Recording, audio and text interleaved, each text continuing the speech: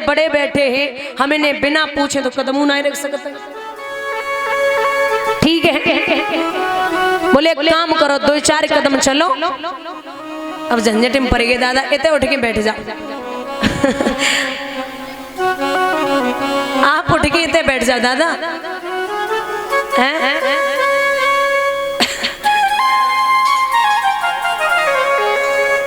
बंधु बोले 2-4 कदम चलो और खांसो, फिर चलो फिर खांसो। पंडित जी उनते बड़े ढोंगी रहे, सो 2-4 कदम चले, खांसे, फिर चले, फिर उठे, फिर खांसन लगे। जैसे ही महाराज बलिदाऊ ने देखो, बोले कन्हैया जाओ ब्राह्मण को छोड़ के आओ, और एक काम करना, कोई लड़की अगर रास्ते में मिल जाए तो उससे बात मत करना। दादा कैसी बातें कर रहे हो, हम तो बेसू का उतना ही बोलते हैं। बोला जाओ, जब तक द्वारिका में रथ रहो तो लो, तो धीरे धीरे, और जो द्वारिका से बाहर रथ निकलो, दादा आकाश में उड़ने लगा। पंडित जी ऊपर से नीचे देख रहे जमीन, और जब सोच रहे कि अगर यहाँ से गिर गए तो हड्डी ढूंढी नहीं मिलेगी। और कन्हैया वो कहते हैं कि पंडित जी विचार कर रहे कि अगर आज हीरे के फंदा से निकल गए तो जीवन परिवे वाले नहीं। लेके पहुंचे, रुक्मणी के पास पहुंचे, बोले सोच रही जन पहुंचे हुए जन ना आए तब तक आए गए। बोले हाँ हम आए हो, बेहू आए, रथ खड़ो मंदिर के पीछे, आप चली जाओ। महाराज रुक्मणी सज धज के तैयार हुई, मैया के गले में बैया डाल के रुक्मणी रोई। तो मैया ने जवाब दो, बिटिया एक बात बता, बारात आई है, शादी होवेगी तब विदा होवेगी, आज से काय को रोई रही। तो रुक्मणी बातें बना के बोली, मैया अबे हम गौरी माँ को पूजन करवे को जाए रहे, तो हमारा बड़ो दिल कर रहे हो कि हम तेरे गले से लग के रोए ले। अब मैया को का पता के का चल लो दिमाग में।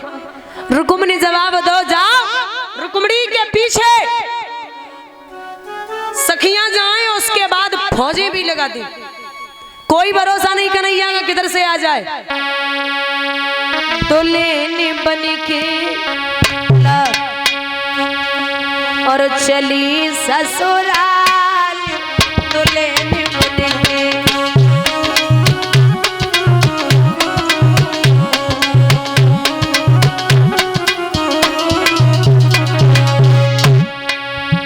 दुख सुख की जो कहे सो मैया अकेले, एक बार पुचकार गोद ले ले।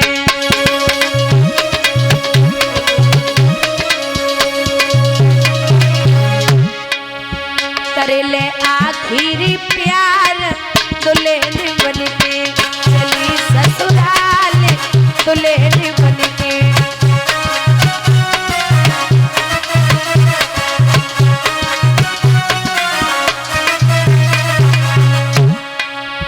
रक्षाबंधन पे मोई भूलवैयो,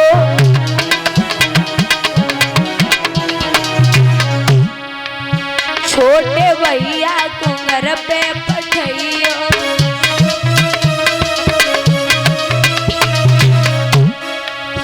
सबको चले दई पिसारे, दुल्हन बन के चली ससुराल, दुल्हन बन के।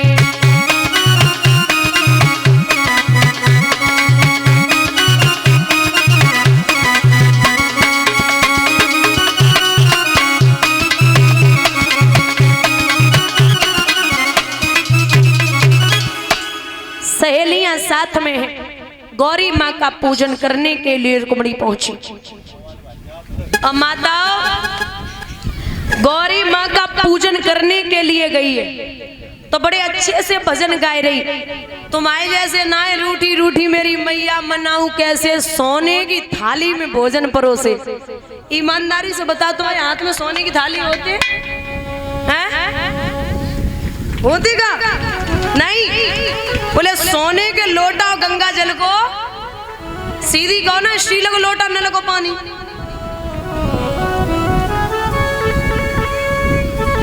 बोले माँ मैं तेरा पूजन करने आई हूं।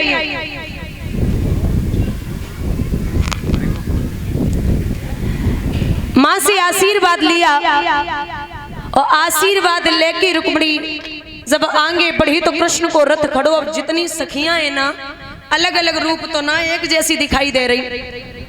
सो जहां हाथ में कंकन बंध हो रहा है हाथ को रुक्मिणी ने ऊपर उठाई दियो। भगवान समझ गए कि ये आगे सारा देख के बुलाओ। सो रुक्मिणी बोली कृष्ण अब हाथ तो कैसे पकड़ने ही है। सो बोली कन्हैया जरा बंसी दिखाओ। भगवान बोले मुरली नहीं दिखाऊंगा। बोले तो हाथ आगे बढ़ाओ। जैसे कलाई पकड़ के रथ पे चढ़ी महाराज फौजें खड़ी थी रुकुम की और शिशुपाल की। एकदम से आवाज लगाई कि जाता कहाँ है। अरे कन्हैया दो चार खेत रथ निकल पाओ। दादा तब तक चिल्ला करके शिशुपाल जवाब देता है कि अभी तक तो माखन चुराता रहा अब लड़कियों को चुराने का नंबर लगा दिया। खड़ा हो। रुक्मिणी बोली जब ब्याह करवे को आए इनसे तो बातें कर ले। युद्ध हुआ। युद्ध में परास्त किया।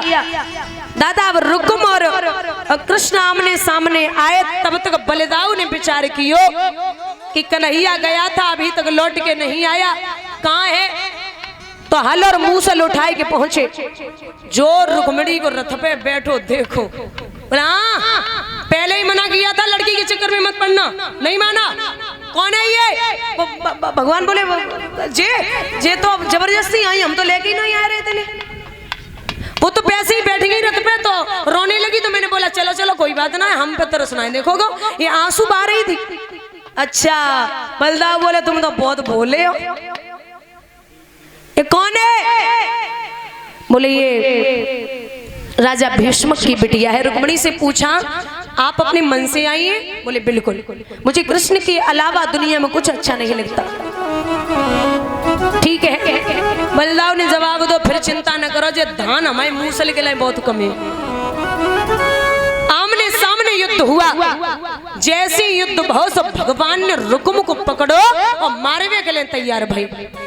जो मारवे के लिए तैयार भय माताओं झपट के रुक्मिणी ने भगवान के पैर पकड़ लिए। कन्हैया भैया पे हाथ मत उठा देना। बेचारा है बंधुआ भी है ये ना तो तुम्हारा चेहरा है और बूढ़े बाप की निशानी है। मत मारो भाई मेरा है। इस पे अगर हाथ उठा दिया तो लोग राज्य के ये बोलेंगे कि शादी में भैया को मरवा के चली गई। और बड़ी प्यारी बात कही रुक्मिणी ने गोविंद मत मारो बिरन को नाथ बखत सुधी भैया की आवे।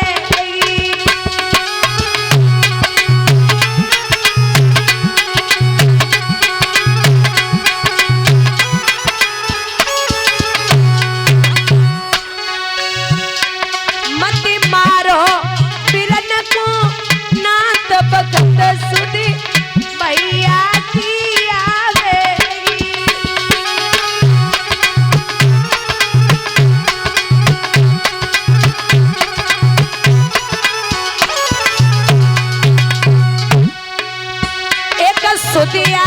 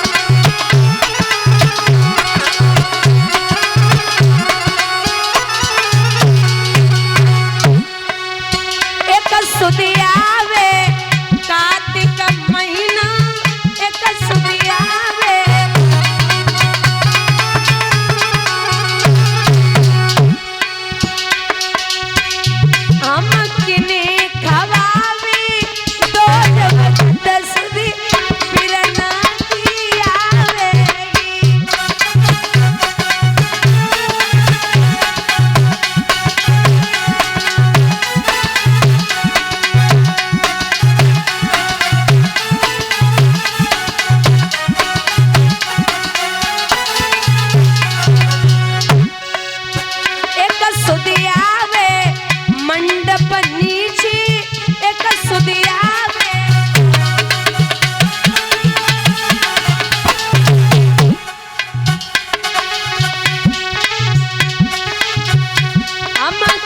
पे पीनी बात बकत सुधी भैया की आवेगी।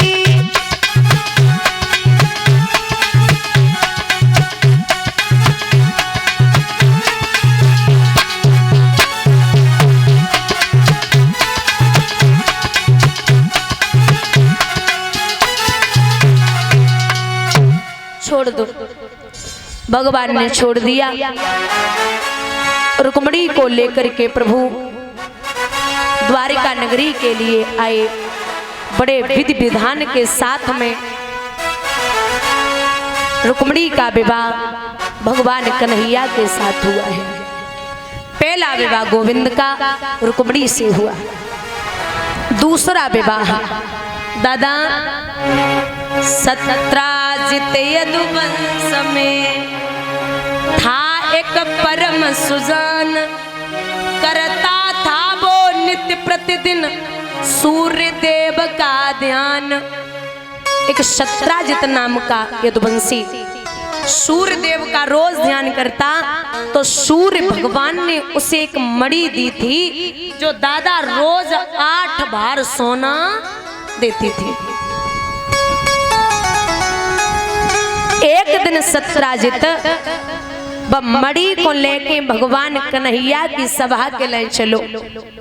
अच्छा लंग के सोनो दिखाए को जाए रहे। और माताओं की आदत होती है, भैया तो छोड़ो वो तो कम ही पहनते हैं, कोई कोई शौकीन होता सोने का, बाकी माताओं की आदत बहुत होती है।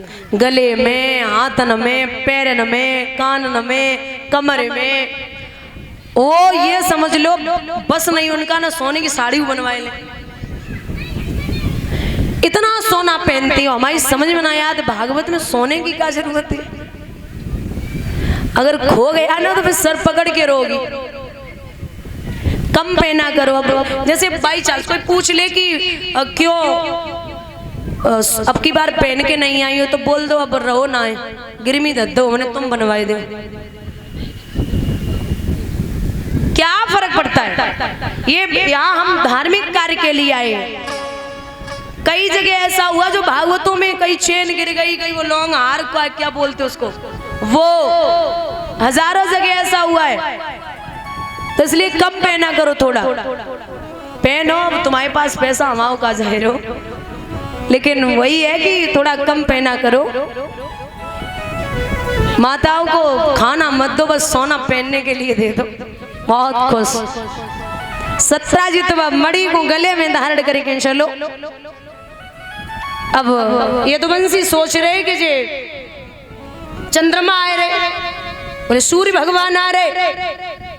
तो जैसे ही अंदर प्रवेश करो तो भगवान ने इतनी चमकदार मणि थी दादा, प्रभु ने जरा सा मुस्कुरा दिया, और जैसे ही गोविंद मुस्कुराए उनकी मुस्कुराहट ने मणि को जुगनू बना दिया।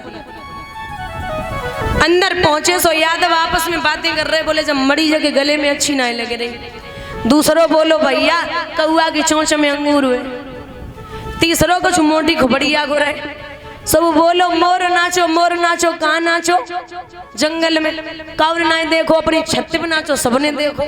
अगर जब मणि भगवान को मिल जाए तो बहुत अच्छा होगा। सत्राजित की तरफ देख के भगवान धीरे से बोले कि अगर जाकी इच्छा होए ना तो जो राज घराने में जमा कर देवे, और जो भी इसका खाना पीना होगा मैं रोज भिजवाता रहूंगा। अब सत्राजित विचार कर रहे हो कि अहिर की खोपड़ी में कीड़ा रो रहा है, रो निकल ले। कन्हैया की मति मारी गई है, ये मेरी मणि पर निगाह कर रहा है, मैं इसे मणि नहीं दे सकता। सत्राजित ने आए कि वह मणि अपने छोटे भैया प्रसेन को पकड़ाई दे। तो प्रसेन ने एक बात कही है, बोला प्रसेन उसके मुख में क्षण भर में पानी आता है। दादा सच है भौजी के थैले पे देवर सर्राफी करता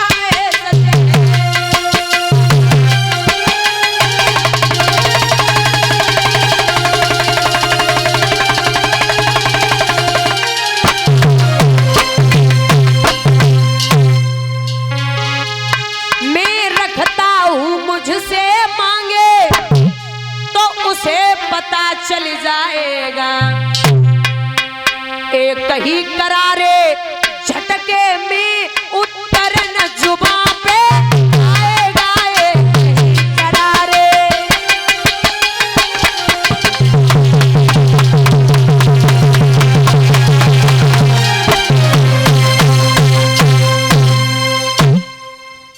बोले हमें लाओ।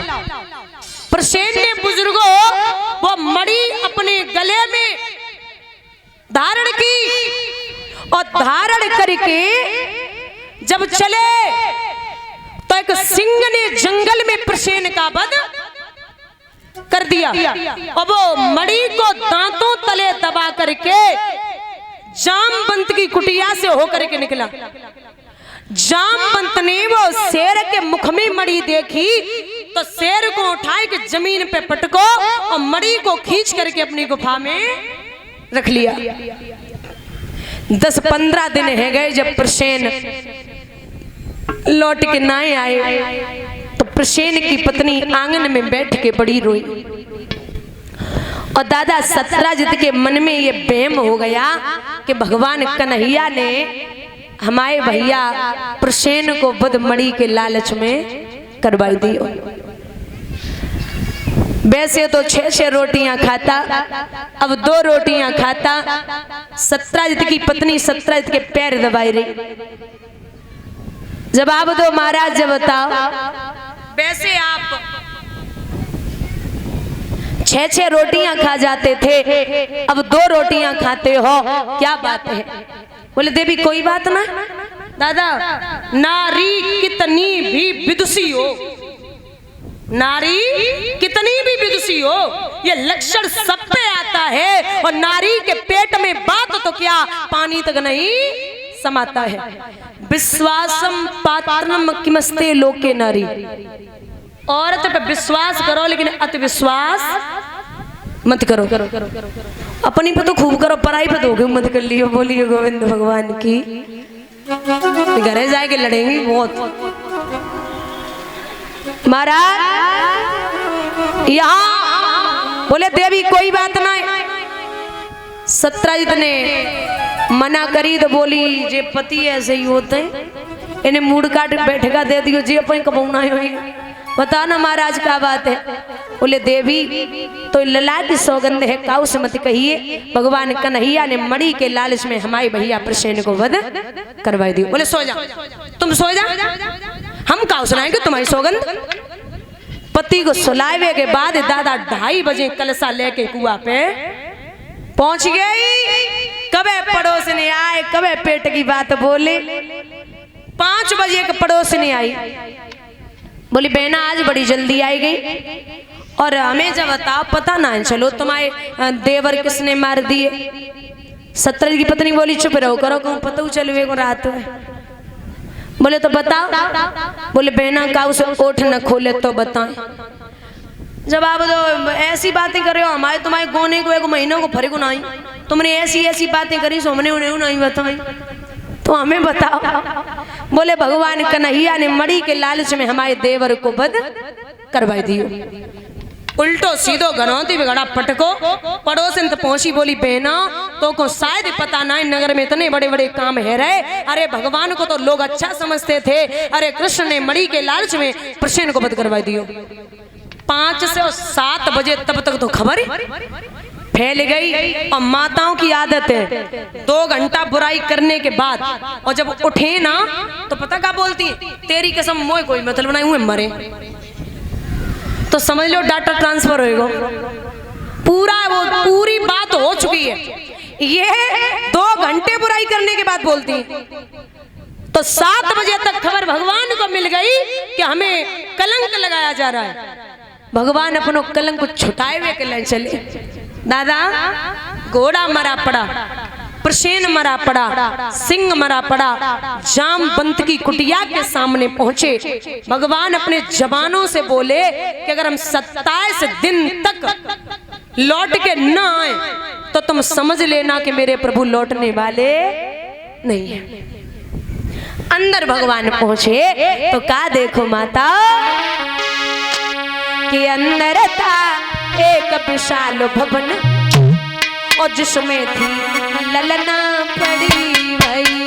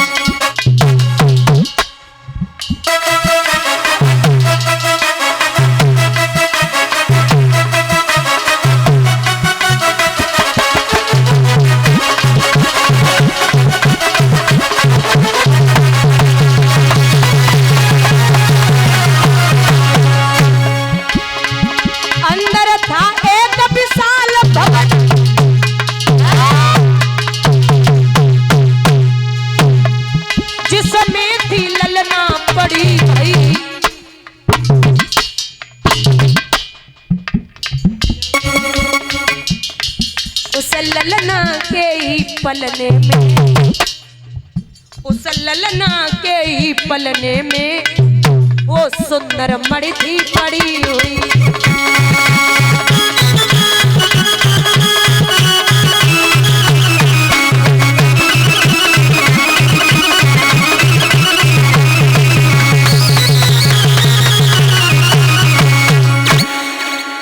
अंदर था एक विशाल भवन जिसमें थी ललना पड़ी हुई और उस ललना के ही पलने में वो सुंदर मणि थी पड़ी हुई। भगवान ने जैसी मणि के लिए हाथ बढ़ाओ तो कन्या एक चीख पड़ी। कन्या की माँ भी रोने लगी। अब जाम बंदर के सब में कछु आता पाई होने लगी। एक दिन ना आए, 2 दिन ना आए, बुजुर्गों 27 दिन तक युद्ध चला। कितने दिन? 27। 28वें दिन जब घुटने जमीन पे आ गए तो समझ लिया कि मेरे भगवान ने अब